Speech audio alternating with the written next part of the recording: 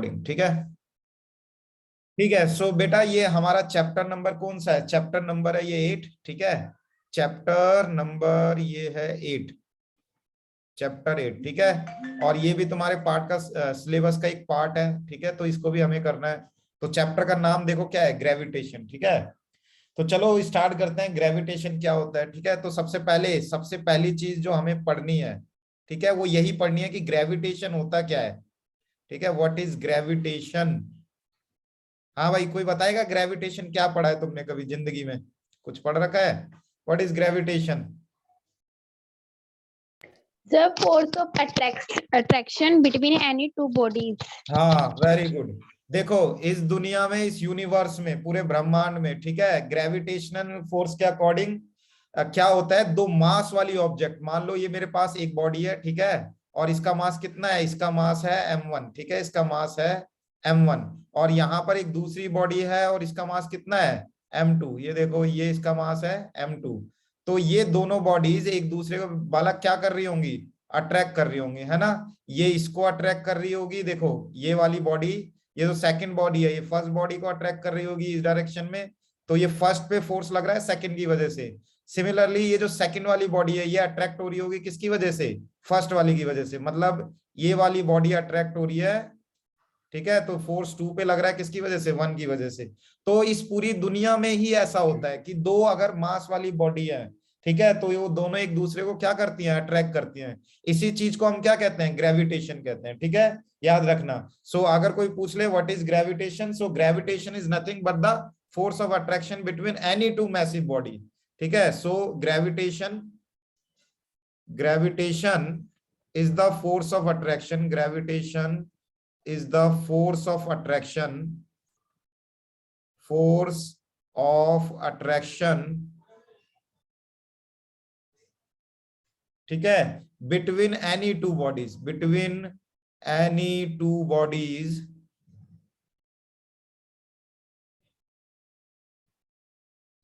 in the universe, in the universe। ठीक है, सिर्फ ये अर्थ तक ही सीमित नहीं है ये लॉ। ठीक है, ये फोर्स सिर्फ अर्थ पे ही ऑब्जेक्ट पे हो ऐसा नहीं होता। ये इस ब्रह्मांड की, इस यूनिवर्स की किसी भी दो मास वाली ऑब्जेक्ट को ले लो, तो दोनों एक दूसरे पे क्या लगा रही होंगी? ग्रेविटेशन लगा रही होंगी, एक ग्रेविटेशनल फोर्स लगा रही होंगी, है ना, इस तरीके से। तो देखो इसको क्या कहते हैं? ग्रेविटेशन। अच्छा, ये ग्रेविटेशन तो होता है ये, लेकिन इसका फोर्स का एक फॉर्मूला भी होता है। कौन बताएगा इसका ग्रेविटेशनल फोर्स का फॉर्मूला? क्या पढ़ा है तुमने? कभी पढ़ा होगा जिंदगी में कभी, है ना।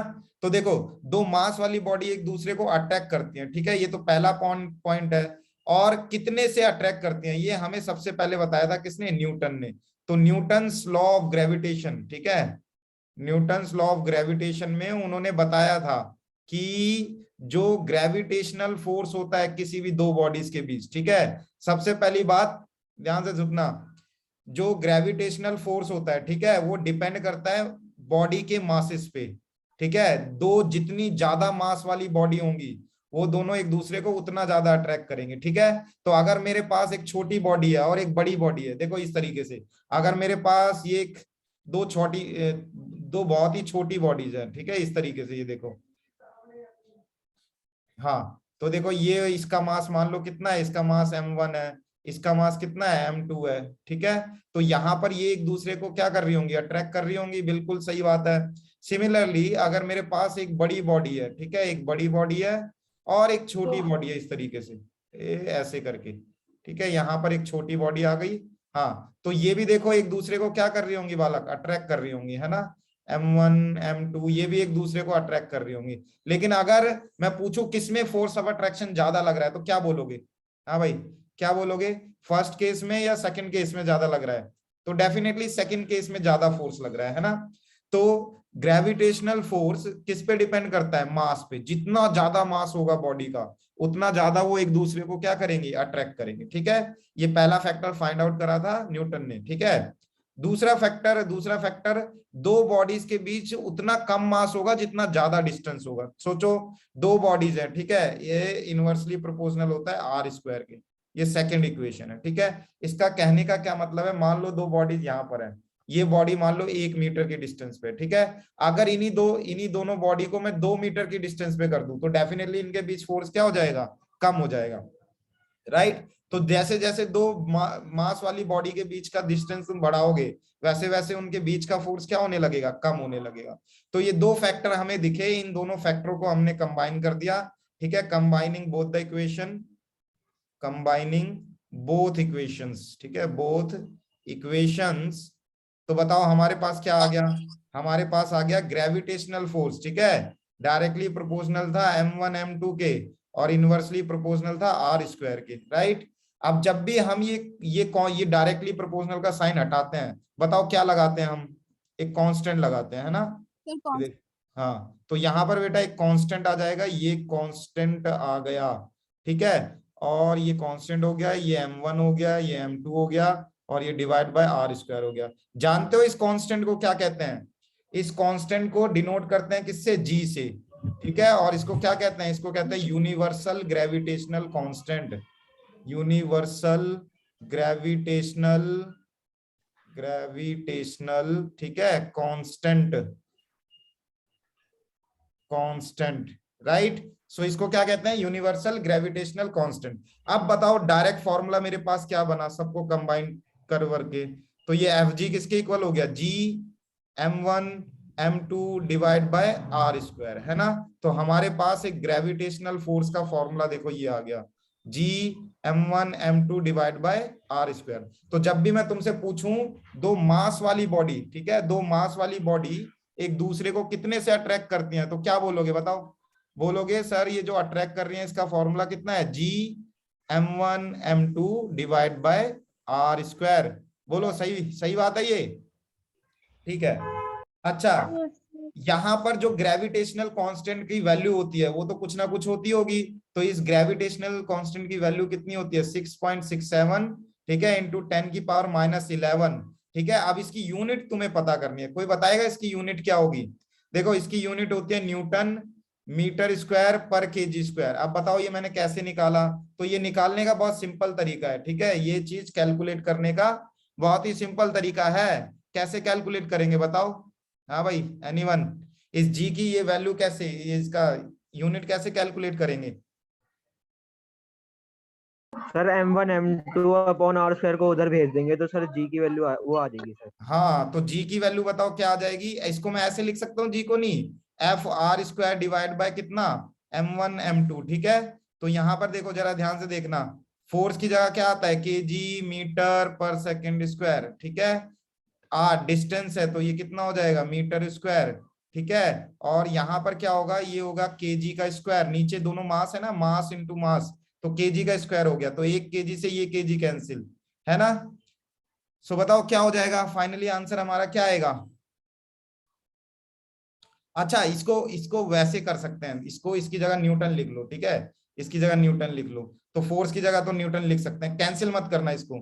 तो जी की जो वैल्यू है वो क्या आ जाएगी, वो आ जाएगी न्यूटन, देखो ये पूरा फोर्स की जगह हम न्यूटन लिख सकते हैं, तो न्यूटन आ गया, यहाँ पर आ गया मीटर स्क्वायर, और नीचे आ जाएगा क्या, केजी का स्क्वायर, तो इसकी यूनिट क्या हो गई, न्यूटन पर मीटर स्क्वायर पर केजी स्क्वायर, ये देखो ये आ गया, ठीक है। ऐसा मत करना जैसे मैं यहाँ कर रहा था, ठीक है, इसको भूल जाओ, ऐसा मत करना, फोर्स की यूनिट क्या रखो, न्यूटन। तो जब भी मैं बोलूं तो तुम्हें ऐसे लिखना है, बोलो यहाँ तक किसी को कोई डाउट, कोई डाउट नहीं होना चाहिए, है ना। चलो आगे समझ में आ गया ग्रेविटेशन क्या होता है, ग्रेविटेशन का मतलब है दो मास वाली बॉडी एक दूसरे को क्या करती हैं, अट्रैक्ट करते हैं, बस सिंपल सी बात, और कुछ नहीं सोचना है। और कितने फोर्स से अट्रैक्ट करती हैं वो मैंने तुम्हें बता रखा है, ये वो फोर्स है जितने से वो अट्रैक्ट करते हैं। अच्छा मजेदार बात, ये जो ग्रेविटेशनल फोर्स है, ठीक है, ये जो ग्रेविटेशनल फोर्स होगा ये सिर्फ फोर्स ऑफ अट्रैक्शन है, ये फोर्स कभी रिपेल नहीं करता, ये हमेशा दो बॉडी को क्या करता है, अट्रैक्ट करता है। तो चलो ये बात भी हमें समझ में आ गई। अब हम जरा देख लेते हैं, सेकंड पॉइंट बता दो एक बार। कौन सा वाला, कौन सा बताओ, सेकंड पॉइंट ये बताना है। Yes sir. देखो दो मास वाली बॉडी एक दूसरे को अट्रैक्ट करती हैं, और बेटा जितना ज्यादा मास होगा उतने से अट्रैक्ट करेंगी, सिंपल सी बात है ना। देखो कितना सिंपल सी बात है, अगर दो छोटी छोटी बॉडी हैं तो उनके बीच का फोर्स क्या होगा, कम होगा, ठीक है, और दो बड़ी बड़ी बॉडीज हैं तो उनके बीच का फोर्स क्या होगा, ज्यादा होगा। अच्छा एक और चीज, ये जो ग्रेविटेशनल फोर्स होता है ना, ये जो ग्रेविटेशनल फोर्स होता है ये इस पूरी यूनिवर्स का सबसे वीक फोर्स है, सर ये नोट्स भी अभी ही बनाने हैं, नहीं, ये मैं बिल्कुल एज इट इज बना के तुम्हें भेज दूंगा, मतलब ये जो हो रहा है रिकॉर्ड हो रहा है, ठीक है, ये एज इट इज तुम्हें मिल जाएंगे, ठीक है। तो ये जो ग्रेविटेशनल फोर्स होता है, ये जो ग्रेविटेशनल फोर्स है, ये सबसे वीकेस्ट फोर्स है इस पूरे यूनिवर्स का। सो ग्रेविटेशनल फोर्स, ठीक है, is the weakest force of universe, is the weakest force of universe,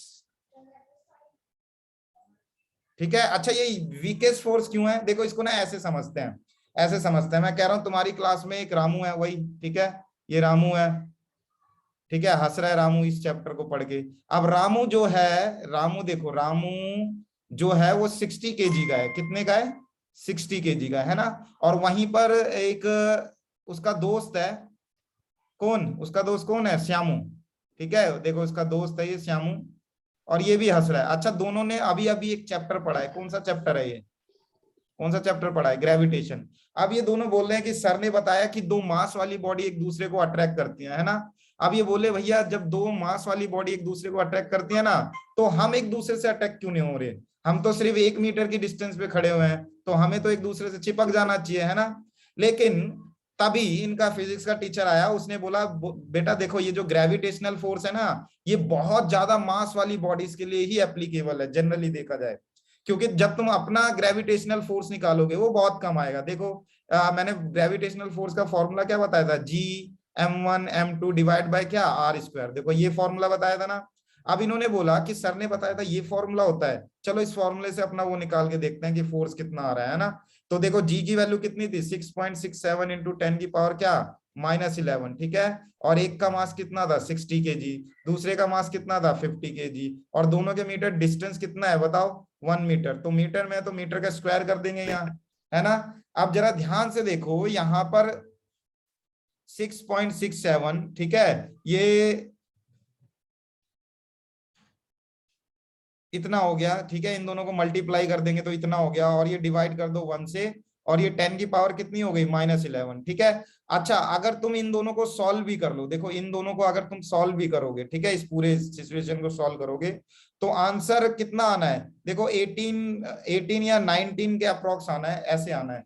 इसका आंसर आएगा, एक सेकंड मैं कर ही देता हूं, बताना इसका आंसर क्या आएगा? कोई बताएगा इसको सॉल्व करेंगे तो? एनीवन? अरे बताओ, 6.67 को मल्टीप्लाई कर दो कितने से? 3000 से, ठीक है, तो ये आ गया हमारा 20010 20010, ठीक है, और 10 की पावर कितनी आ गई? -11, ठीक है। अच्छा, ये जरा ध्यान से देखो, अगर मैं ये इसको ऐसे भी लिखूं, इसको सॉल्व करोगे ना, तो अल्टीमेटली ये इतना आएगा 2.0 के करीब, और ये 10 की पावर कितना हो गया? 1 2 3 4, तो 4 इसमें से क्या कर दो? माइनस कर दो, ठीक है। तो कितना हो जाएगा ये बताओ? 11 में से 5 गए, कितना बचा? 6, ठीक है। तो देखना इतना न्यूटन, एक बात बताओ, इतना न्यूटन कितना छोटा होगा? 10 की पावर -6 न्यूटन कितना फोर्स होगा? बहुत ही छोटा फोर्स है ना। मानते हो नहीं मानते हो?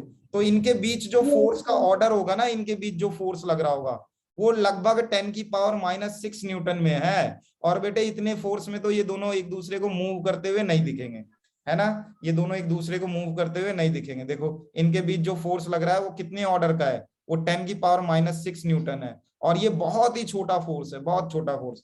तो ये ग्रेविटेशनल फोर्स जनरली कहां पर एक्ट करता है? बहुत ही ज्यादा मैसिव बॉडीज पे, ठीक है। ये मान लो प्लैनेट्स पे वर्क करेगा, ये एस्ट्रॉइड्स पे वर्क करेगा, ठीक है, ऐसी सिचुएशन में ये वर्क करता है। ये स्टार के बीच वर्क करेगा, समझ गए मेरी बात को? तो इसका तो बहुत ही अच्छा एग्जाम्पल है। देखो इसका बहुत अच्छा एग्जाम्पल कौन सा है? इसका बहुत अच्छा एग्जाम्पल है हमारी जो अर्थ है, वो सन के चारों तरफ क्या कर रही है? रिवॉल्व कर रही है, ठीक है। किस वजह से रिवॉल्व कर रही है? इसी फोर्स की वजह से कर रही है। देखो ऐसा बीच में क्या है यहाँ पर, ये मान लो सन है, ठीक है, सन, और यहाँ पर है ये अर्थ, ठीक है। किसी का माइक ओपन है बेटा, वो बंद कर लो, जब क्वेश्चन हो तभी पूछना, ठीक है। ये अर्थ है। अब अर्थ इसके चारों तरफ क्या कर रही है? ये देखो अर्थ ऐसे करके रिवॉल्व कर रही है, ठीक है। तो इसकी रेवोल्यूशन में कौन सा फोर्स रिस्पॉन्सिबल है? यही ग्रेविटेशनल फोर्स रिस्पॉन्सिबल है, ठीक है, क्योंकि ये इसको लगातार क्या करे हुए है, अट्रैक्ट करे हुए है। तो अगर ग्रेविटेशनल फोर्स नहीं होगा तो ये सेंटीपिटल फोर्स नहीं आएगा, और जब सेंटीपिटल फोर्स नहीं आएगा तो अर्थ इसके चारों तरफ घूमेगी नहीं, है ना। और जब इसके चारों तरफ घूमेगी नहीं अर्थ तो कहीं दूर चली जाएगी, दूर जाने पे क्या वहां पर लाइट पहुंच पाएगी? नहीं पहुंच पाएगी, तो यहाँ पर लाइफ भी नहीं पॉसिबल है। बोलो सही बात है, ठीक है। तो जब भी मैं कहूं दो मास वाली बॉडीज के बीच कितना फोर्स लगता है, तो तुम्हें एक ही जवाब देना है, ठीक है। कौन सा जवाब देना है बताओ, कितना फोर्स लगता है? हाँ भाई, कितना फोर्स लगता है दो मास वाली बॉडी के बीच? F is equal to G m1 m2 divide by r square. ये अभी तक हमने पढ़ा है, देखो ये पढ़ा है, ठीक है। ये बताओ स्ट्रॉन्गेस्ट फोर्स है या वीकेस्ट फोर्स है? हाँ, वीकेस्ट ये वीकेस्ट फोर्स है इस पूरी यूनिवर्स का, ठीक है। क्योंकि बेटा तुम में और मुझ में भी एक ग्रेविटेशनल फोर्स लग रहा है, लेकिन हमें फील नहीं हो रहा है ना, ठीक है। तो ऐसे करके तो ये वीकेस्ट फोर्स है इस पूरे यूनिवर्स का, ठीक है। सबसे स्ट्रॉन्ग फोर्स कौन सा है, कोई बताएगा? स्ट्रॉन्ग फोर्स इस दुनिया का सबसे स्ट्रॉन्ग इलेक्ट्रोस्टैटिक फोर्स ना, वो है न्यूक्लियर, स्ट्रॉन्ग न्यूक्लियर फोर्स, ठीक है, स्ट्रॉन्ग न्यूक्लियर फोर्स, ठीक है। ये स्ट्रॉन्ग न्यूक्लियर फोर्स क्या होता है, ये हम 12th में तुम्हें थोड़े इसके बारे में बताऊंगा, ठीक है। बेटा देखो न्यूक्लियस जो होता है उसके बीच पार्टिकल होता है, प्रोटॉन होता है, पढ़ा है नहीं पढ़ा है तुमने? ये प्रोटॉन प्रोटॉन होते हैं, और प्रोटॉन का चार्ज होता है पॉजिटिव। देखो इतने छोटे से एरिया में फिर भी ये एक दूसरे को रिपेल नहीं कर पा रहे हैं, इसका मतलब कोई ऐसा फोर्स है जो इनको बाइंड करके रखा हुआ है ना। उस फोर्स को क्या कहते हैं? Strong nuclear force. और ये पूरे यूनिवर्स का सबसे स्ट्रॉन्गेस्ट फोर्स है, बिल्कुल सही आलम, स्ट्रॉन्ग न्यूक्लियर फोर्स, बिल्कुल सही है, ठीक है। सो चलो ये ग्रेविटेशन की बात हो गई। अब ना कई बच्चे देखो इसमें कंफ्यूज होते हैं कि ग्रेविटेशन और ग्रेविटी क्या होती है, ठीक है। मोस्ट ऑफ द स्टूडेंट मैंने देखा है ये इसमें कंफ्यूज होते हैं कि भैया ये ग्रेविटेशन क्या है और ये ग्रेविटी क्या है। तो कौन बताएगा ग्रेविटेशन और ग्रेविटी में क्या फर्क है? एनीवन? ग्रेविटेशन और ग्रेविटी इसमें क्या डिफरेंस है? सर ग्रेविटेशन तो दो बॉडी के बीच में लगता है, और सर ग्रेविटी होती है वो सर अर्थ लगाती है हमारे ऊपर।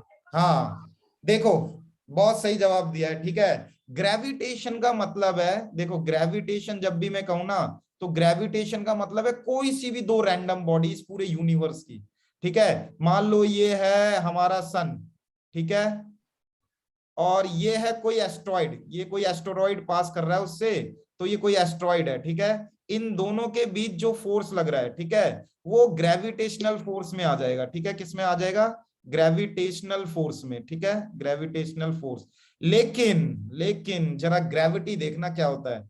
हाँ भाई, ग्रेविटी हमारे जिंदगी में एक अलग ही चीज की तरह काम करता है, ठीक है। एक बात बताओ, जो हमारी अर्थ है, ठीक है, जो हमारी अर्थ है वो क्या करती है? देखो ये अर्थ है और मान लो तुम अर्थ पे हो, है ना, कितनी खूबसूरत अर्थ है हमारी, देखो, ठीक है। तो हमारी अर्थ क्या है? एक बहुत बड़ा मास है, ठीक है, बहुत बड़ा गोला है, स्फीयर है, ठीक है, जिसका बहुत ज्यादा मास है, ठीक है। अब इस अर्थ पे जितनी भी ऑब्जेक्ट है, मान लो रामू खड़ा हुआ है, तो इस रामू को अर्थ क्या कर रही है? इसका भी, रामू का भी मास है, तो इस रामू को ये अर्थ क्या कर रही है? अपने सेंटर की तरफ क्या कर रही है? खींच रही है, देख, ठीक है, अपने सेंटर की तरफ इसको खींच रही है। ये देखो, एक सेकंड ऐसे दिखा देते हैं इसको, ये देखो, ये इसको इस अपने सेंटर की तरफ लगातार खींच रही है, ठीक है। तो अर्थ जब भी किसी चीज पे फोर्स लगाती है, अर्थ, ठीक है, मान लो यहाँ पर कोई चीज ऐसे गुजर रही है, कोई चीज ऐसे जा रही है, तो अर्थ इसको भी अपनी तरफ खींचने की कोशिश करेगी, ठीक है। तो उसको क्या कहेंगे? ग्रेविटी। मतलब एक ऑब्जेक्ट का अर्थ होना बहुत जरूरी है, ठीक है। अगर दो मास वाली बॉडी है तो उसमें एक का अर्थ होना बहुत जरूरी है। इसी चीज को हम क्या कहते हैं? ग्रेविटी कहते हैं। अर्थ जिसपे अपना फोर्स लगाए उसको कहते हैं ग्रेविटी, ठीक है। तो ग्रेविटेशन में इस दुनिया की कोई सी भी, इस यूनिवर्स की कोई सी भी दो रैंडम ऑब्जेक्ट हो सकते हैं जिनका कुछ मास है। लेकिन ग्रेविटी में जब हम बात करेंगे तो हम ये देख रहे हैं कि हमारी अर्थ हम पे कितना फोर्स लगा रही है। ओके, अरे सही है भाई, बहुत सिंपल है ये, क्यों? सर हाँ, अभी तक कितना करवाया आपने? मैंने ग्रेविटेशन करा दिया, ठीक है, और ग्रेविटी के बारे में डिस्कस कर रहे हैं। देखो इतना करा दिया, ये पहला ही लेक्चर है, ये देखो, ठीक है, इतना मैं करवा चुका हूं। अभी ज्वाइन करा था ना सर, अभी करा है। अच्छा ये सर कोई नहीं, ऑफलाइन भी होगा ना? अरे अरे कोई ना बालक, ये तो रिकॉर्ड हो रहा है, जब मर्जी देखना यार। ये ऑफलाइन भी होगा, हमारे पास टाइम अगर रहेगा रिवीजन के अलावा तो हम इसको ऑफलाइन भी करेंगे, ठीक है। वैसे ये ग्रेविटी मैं करवाऊंगा, ऑफलाइन भी होगा ये, ठीक है। लेकिन ये ऑनलाइन भी हो रहा है, यहीं रहो समझो, देखो अभी भी समझ में आ जाएगा, ठीक है। सो अगर कोई कहे ग्रेविटी क्या है, तो सिंपल बोलना है, gravity is the force of attraction, ठीक है।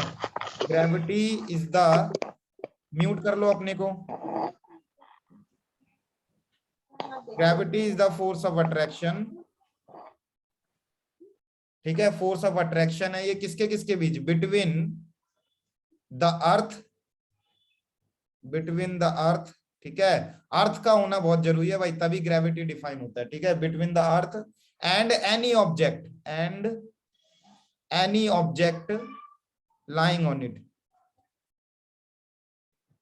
lying near और on it, ठीक है। इसके आसपास जितने भी चीजों पे ये फोर्स लगा सकती है उसको क्या कहते हैं, ग्रेविटी, ठीक है। तो बहुत सिंपल सा केस है, ये भी बहुत देखो अच्छे से समझ में आ जाता है। अब मुझे कौन बताएगा ये फ्री फॉल क्या होता है, हाँ भाई, free fall, anyone, what is this free fall? गिराया जाए उस चीज को फ्री फॉल करेंगे। हाँ, तो देखो फ्री फॉल तो मैंने तुम्हें बहुत पहले ही समझा दिया है, ठीक है। मान लो ये अर्थ की सरफेस है, क्या है, अर्थ की सरफेस, ये देखो ये अर्थ की सरफेस है, ऐसा करके हमने अर्थ की सरफेस बना दी। तो मैं ये कह रहा हूं कि अर्थ सरफेस है, अर्थ सरफेस, ठीक है। अब ये अर्थ की सरफेस है। अब एक बात बताओ, यहां पर मैंने कोई मास रख रखा है ना, यहाँ पर ऐसे कोई मास है, तो जल्दी बताओ ये वाला जो मास है, ये जो मास है ये किसकी तरफ अट्रैक्ट होगा, बताओ, अर्थ की तरफ अट्रैक्ट होगा, है ना। ऐसे कितने कितने फोर्स से अट्रैक्ट होगा, कोई बताएगा, F इक्वल टू mg। इसी को हम क्या कहते थे, इसी को हम वेट कहते थे, है ना। तो Yes, sir. हाँ, तो जब ये एक वेट इस पे लगेगा तो ये नीचे की तरफ जाएगा, और नीचे की तरफ ये फ्रीली गिर रहा है, ठीक है, इसको हम फ्री फॉल कहते हैं। तो याद रखना, फ्री फॉल में जो फोर्स लगता है उसे हम वेट कहते हैं, और उसका फॉर्मूला क्या होता है, mg, राइट। ये भी मैं अभी तुम्हें ड्राइव कराऊंगा सारी चीजें। और इससे इस फोर्स से जो एक्सीलरेशन प्रोड्यूस होता है उसे क्या कहते हैं, बताओ, एक्सीलरेशन ड्यू टू ग्रेविटी, ठीक है। तो यहाँ पर ये तुम्हें जो जी दिख रहा है, ये जी, फोर्स का फॉर्मूला वैसे जनरली होता क्या है, मास इनटू एक्सीलरेशन। और यहाँ पर जो फोर्स आ रहा है, जो अर्थ हम पे लगा रही है, वो कितना है, mg। तो यहाँ पर तुम्हें क्लियरली दिख रहा होगा, क्या क्लियरली दिख रहा है, कि ये जो चीज है, ये देखो एक्सीलरेशन और ये जो ग्रेविटी है, ठीक है, ये दोनों कंपेयर कर सकते हैं कि एक्सीलरेशन किसके इक्वल है, ग्रेविटी के इक्वल। तो अगर एक्सीलरेशन हमारा ग्रेविटी के इक्वल है तो इस चीज को क्या कहते हैं, acceleration due to gravity, right, acceleration due to gravity. किसी को और कोई डाउट, एनी डाउट इसके अलावा? चलो भाई आगे चलते हैं। तो हमने ये भी कर लिया, ठीक है। अच्छा कोई बताएगा ग्रेविटी की वो क्या होती है, value? Sir, 9.8. 9.8 meter per second square. 9.8 metre per second. 9.8. धुआं उड़ा दिया तुमने तो, ठीक है।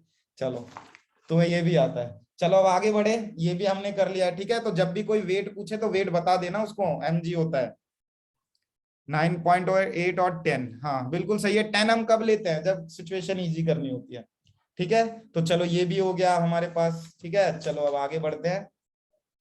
हाँ भाई, अब इसका ना एक वेक्टर लॉ प्रूव कर लेते हैं, ठीक है, वेक्टर लॉ प्रूव कर लेते हैं। ये वेक्टर लॉ क्या है, देखो ग्रेविटेशनल फोर्स, या ऐसे कर लेते हैं, वेक्टर फॉर्म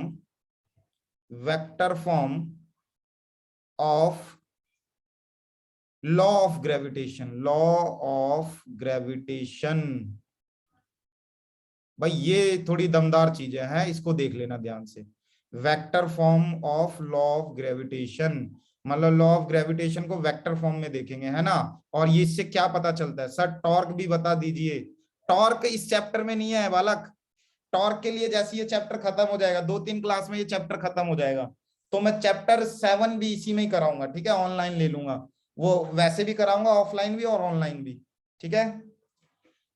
चलो अब आगे आते हैं, वेक्टर फॉर्म क्या होती है। देखना ये वेक्टर फॉर्म कौन समझता है भाई, ध्यान से समझना, देखते हैं कितने लोग इसको समझ पाते हैं। हाँ, तो मान लो मेरे पास ये एक मास वाली बॉडी है, ठीक है, बिल्कुल सही है। इसका मास कितना है, m1 है, ये भी एग्री हो गए। ये दूसरी मास वाली बॉडी है, ठीक है, बिल्कुल सही है। और इसका मास कितना है, m2 है, ये भी समझ गए। अच्छा, इन दोनों के बीच का ये जो डिस्टेंस है, ठीक है, ये डिस्टेंस को क्या ले ले हम, r ले लेते हैं, ठीक है। ये यहां से यहां तक का डिस्टेंस क्या है, r है। चलो अब जल्दी बताओ, जल्दी बताना, ये m1 को अट्रैक्ट कौन कर रहा है, m2 अट्रैक्ट कर रहा है ना, किस डायरेक्शन में अट्रैक्ट कर रही होगी, इस डायरेक्शन में। तो m1 अट्रैक्ट हो रही है किसकी तरफ, 2 की तरफ, मतलब ये फोर्स लग रहा है किस पे, 1 पे लग रहा है, किसकी वजह से, 2 की वजह से। ये वेक्टर फॉर्म हो गई, देखो ये वेक्टर में मैंने लिख दिया। सिमिलरली इस 2 वाले पे कहां फोर्स लग रहा होगा, ऑब्वियसली अट्रैक्ट कर रहा है तो इसी डायरेक्शन में लग रहा होगा, सर है ना। Opposite direction. हाँ, m2 को अट्रैक्ट कौन कर रहा है, m1 अट्रैक्ट कर रहा है, तो इसको इसको ऐसे लिखेंगे, देखो फोर्स 2 पे लग रहा है लेकिन कौन लगा रहा है, 1 लगा रहा है, ऐसे। बोलो ये बात समझ में आ गई, बिल्कुल सही बात है, ठीक है। Yes, sir. हाँ, अब जरा ध्यान से देखना, अगर तुम 1 से 2 की तरफ जा रहे हो, पहले ऑब्जेक्ट से 2 की तरफ जा रहे हो, तो इस डायरेक्शन में वेक्टर बनाओगे नहीं बनाओगे, तो इसका यूनिट वेक्टर देखो मैं लिख रहा हूं, अगर हम r1 से 2 की तरफ जाएंगे तो उसकी डायरेक्शन ये होगी। सिमिलरली अगर हम 2 से 1 की तरफ जा रहे हैं तो बताओ उस वेक्टर की डायरेक्शन ये होगी, देखो यूनिट वेक्टर बनाया ये मैंने, ठीक है, r21, 2 से 1 की तरफ जा रहे हैं, 2 1, ठीक है, ये हो गया, तो ये यूनिट वेक्टर है। ओके, इतनी बात समझ में आई, ये तो बहुत सिंपल सी बात है। हाँ, Yes, sir. सर एक बार R12 और R21 समझा दो कैसे हाँ किया। हाँ, देखो देखो बेटा, ऐसे ऐसे देखो, देखो ध्यान से देखो, अगर हम 1 से 2 की तरफ जा रहे हैं, ठीक है, इस 1 ऑब्जेक्ट से 2 की तरफ जा रहे हैं, तो हमारी डायरेक्शन 1 से 2 की तरफ है ना, तो इसकी डायरेक्शन दिखाने के लिए हमने एक यूनिट वेक्टर ड्रॉ करा है, इसको यूनिट वेक्टर कहते हैं जो डायरेक्शन दिखाता है। तो अगर हम 1 से 2 की तरफ जा रहे हैं तो हम लिखेंगे R12, ठीक है। सिमिलरली अगर हम 2 से 1 की तरफ जा रहे हैं तो देखो हमारी डायरेक्शन ये होगी, इस डायरेक्शन में, है ना, इसको क्या लिखेंगे, R21। इतना समझाया बस मैंने, ओके, ठीक है। ठीक है। तो यहां पर बताओ, जल्दी बताओ, F12 का मतलब क्या है, F12 फोर्स का मतलब क्या है, फोर्स ऑन किस पे, फोर्स ऑन 1, ठीक है, ड्यू टू 2, ठीक है। सिमिलरली F21 का मतलब बताओ, F21 का मतलब है फोर्स ऑन 2 ड्यू टू 1। हाँ 2 ड्यू टू 1, ठीक है, ड्यू टू 1। अब जल्दी बताओ R12 क्या था, R12 एक यूनिट वेक्टर था, क्या था, यूनिट वेक्टर है, कहां से कहां जा रहे हैं हम R12 में, बताओ। 2 ड्यू टू हाँ, 1 to 2 की तरफ जा रहे हैं, ठीक है। और जल्दी बताओ ये R21 क्या है, R21, यूनिट वेक्टर 2 से 1। वेरी गुड, यूनिट वेक्टर कहां से कहां, 2 से लेके 1 की तरफ, ठीक है, ये देखो, अरे बोलो बालक, सही बात है, ठीक है। अच्छा एक बात Yes, बताओ, sir. तुमने नेगेटिव वेक्टर पढ़ रखा है क्या, याद है किसी को नेगेटिव वेक्टर, एक वेक्टर इधर है, मान लो ये ए वेक्टर है ना, और एक वेक्टर इधर है, ये बी वेक्टर है, और दोनों का मैग्नीट्यूड क्या है, सेम है, क्या है, दोनों का मैग्नीट्यूड सेम है। तो बताओ यहाँ पर क्या मैं ऐसे लिख सकता हूँ, ए वेक्टर बी के इक्वल है लेकिन अपोजिट डायरेक्शन में है, तो माइनस लगाते थे, याद है ऐसा करके? हाँ भाई, बोलो सही है, यस Yes, sir. ठीक है। अच्छा तुम्हें ये नहीं लग रहा कि R12 और R21 नेगेटिव वेक्टर हैं, क्योंकि देखो दोनों का मैग्नीट्यूड तो सेम है, दोनों को सेम ही चलना पड़ेगा, चाहे 2 से 1 की तरफ आओ या 1 से 2 की तरफ जाओ, है ना। तो क्या मैं ऐसे लिख सकता हूं कि R12 R21 के अपोजिट वेक्टर है ना। तो देखो from the figure we can write, हम क्या लिख सकते हैं कि R12 जो है वो नेगेटिव वेक्टर है किसका, R21 वेक्टर का। ये बताओ, इतनी बात ये समझ में आई, हाँ भाई, है ना मजेदार बात, यस सर। ठीक है। अच्छा किसी ने मुझे मैसेज करा है, क्या मैसेज करा है भाई, रुक जाओ सर, एक बार यही क्वेश्चन, ठीक है, ये तो 12th वाला पूछ रहा है, चलो बाद में करते हैं, ठीक है। अच्छा जल्दी बताओ, फोर्स का फॉर्मूला क्या होता है, दो उसके बीच अगर मैं फोर्स का फॉर्मूला लिखूंगा तो क्या लिखूंगा, बताओ। Sir G m1 m2 upon r square। Very good. अच्छा सबसे पहले ये बताओ, मुझे ये बताओ यार, ये बात मैं सही कह रहा हूँ कि वेक्टर ना, वेक्टर में दो चीजें होती हैं, बताना क्या क्या होता है वेक्टर में, एक तो मैग्नीट्यूड होता है, मैग्नीट्यूड डायरेक्शन। हाँ एक तो मैग्नीट्यूड होता है, ठीक है, मैग्नीट्यूड, और दूसरा क्या होता है, डायरेक्शन, डायरेक्शन। ठीक है। तो जल्दी बताओ, अगर मैं F12 वेक्टर लिख रहा हूं, F12 वेक्टर, तो सबसे पहले तो इसका मैग्नीट्यूड लिखना पड़ेगा, तो F12 वेक्टर का मैग्नीट्यूड कैसे लिखते हैं बताओ, मैग्नीट्यूड लिखेंगे G sir modulus m1 m2 divide by r square. ये देखो ये तो फोर्स हो गया, फोर्स का मैग्नीट्यूड। और m12 की डायरेक्शन बताओ, अगर हम 1 से 2 की तरफ जा रहे हैं, f12 की डायरेक्शन कौन सा यूनिट वेक्टर दिखा रहा है, r12 या r12 या r21, कौन सा डायरेक्शन दिखा रहा है f12 की? R12 very good. क्या मैं ऐसे लिख सकता हूँ यहाँ पर, बताओ क्या मैं ऐसे लिख सकता हूँ, इसकी डायरेक्शन दिखाने के लिए r12 वेक्टर है, बोलो सही है? ठीक है। Yes, sir. सिमिलरली Yes, बताओ, जल्दी से मुझे बता दो, f21 वेक्टर अगर मुझे लिखना है तो क्या लिखेंगे, g m1 m2 divide bye क्या, आर स्क्वायर। ठीक है, और इसकी वेक्टर बताना, इसकी डायरेक्शन कौन दिखा रहा है, f21 की डायरेक्शन कौन दिखा रहा है, r21। ठीक है, तो ये हम लिखेंगे यहाँ पर r21, है ना। ये हमारी फर्स्ट इक्वेशन, ये हमारी सेकंड इक्वेशन। अब जरा ध्यान से देखना वाला, मैं क्या तिकड़म खेलने वाला हूँ ये यहाँ पर। ठीक है, ध्यान से देखो, क्या मैं f12 को ऐसे लिख सकता हूँ, f12 जो वेक्टर है उसको ऐसे लिख सकता हूँ, g m1 m2 divide bye क्या, आर स्क्वायर। और ये जो r12 था, क्या मैं इसकी जगह माइनस का r21 लिख सकता हूँ, बताओ? Yes, sir. ठीक है, कहा, ये देखो Yes, ये sir. मैंने तुम्हें प्रूव कराया है, r12 क्योंकि नेगेटिव वेक्टर है तो माइनस r21 लिख सकते हैं, है ना। जल्दी बताओ, अब क्या मैं इस चीज को ऐसे लिख सकता हूँ, f12, ठीक है, इसका माइनस आगे लगा देते हैं, तो minus g m1 m2 divide by r square. ठीक है, और ये हो गया r21 वेक्टर। बोलो इतनी बात सही है? ठीक है, कौन मुझे यहाँ पर बताएगा ये कौन सा फोर्स है, देखते हैं कौन मुझे बताएगा ये कौन सा फोर्स है, ये वाला सर ये इसमें -r21 क्यों लगा? कौन सा, ये माइनस क्यों आ गया, ये हाँ पूछ जी रहे हो सर। क्या, ये माइनस क्यों आया, ये पूछ रहे हो? हाँ जी सर, उसमें ऊपर फर्स्ट इक्वेशन में r12 था और ये नीचे f12 जब आपने किया तो इसमें माइनस का r21 लिखा है आपने। हाँ, तो यहाँ देखो जरा ध्यान से देखो, ये मैंने बताया था नहीं बताया था, ये वेक्टर इसका अपोजिट वेक्टर है। हाँ भाई, नेगेटिव वेक्टर है ना।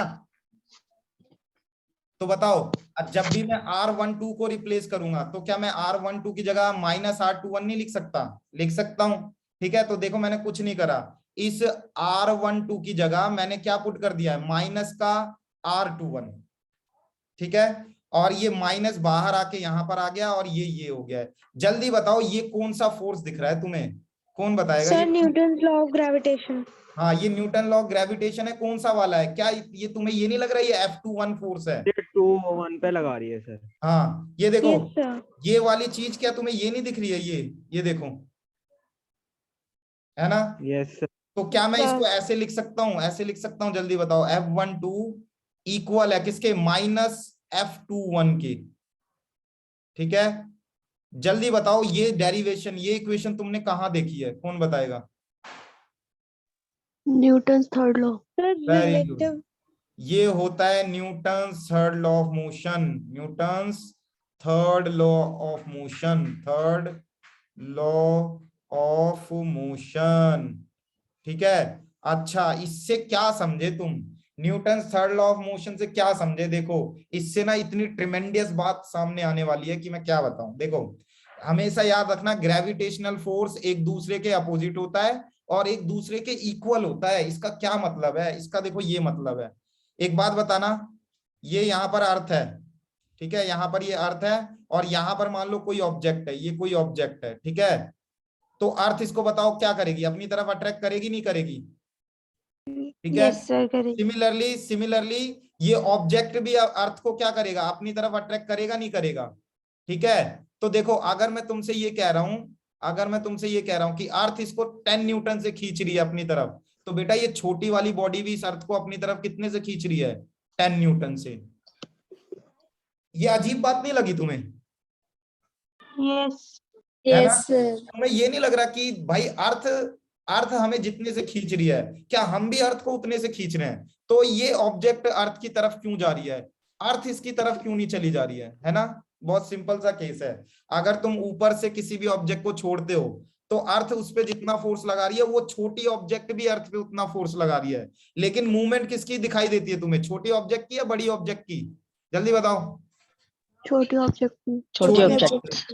अब एक बात जल्दी से मुझे बता दो, ये चीज सही है या गलत है? फोर्स का फॉर्मूला क्या होता है, मास इनटू एक्सीलरेशन। बोलो सही है ना? अच्छा जल्दी बताओ, मास जितना ज्यादा होगा, ठीक है, मास जितना ज्यादा होगा एक्सीलरेशन क्या उतना कम नहीं होगा? सोच के देखो।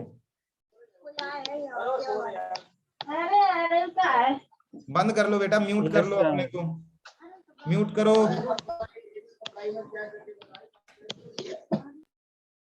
धीरज, अरे म्यूट हो जाओ यार सब, सुनो, सुनते नहीं हो मेरी बात। हाँ अब जरा यहाँ ध्यान से देखना, मैं क्या तुम्हें कह रहा हूं। मैं ये कह रहा हूं कि अगर एक बॉडी पे फोर्स लग रहा है कितने का, 10 न्यूटन का, 10 न्यूटन का, ठीक है, और इसका मास कितना है, इसका मास है 10 केजी, ठीक है, और दूसरी बॉडी पे भी फोर्स लग रहा है कितने का, 10 न्यूटन का, 10 न्यूटन का, और इस पे भी इसका जो मास है वो कितना है, हाफ केजी। जल्दी बताओ एक्सीलरेशन किस में ज्यादा प्रोड्यूस होगा? हाफ डेफिनेटली केजी वाली। हाँ, हाफ इस केजी वाली। हाफ केजी वाली हाँ। बॉडी में ज्यादा एक्सीलरेशन प्रोड्यूस होगा ना, मतलब मूव करते हुए ज्यादा ज्यादा तेजी से कौन दिखेगी, ये हाफ केजी वाली बॉडी। और ये जो बड़ी बॉडी है जिसपे सेम फोर्स लग रहा है, क्या वो धीरे से, या इतनी इसकी एक्सीलरेशन इतनी कम होगी कि क्या होगा, ये तुम्हें मूव करते हुए नहीं दिखेगी। तो बेटा ऐसा ही हो रहा है अर्थ और हमारे केस में, ठीक है, हम पे जितना अर्थ फोर्स लगा रही है, हम भी अर्थ पे उतना ही फोर्स लगा रहे हैं।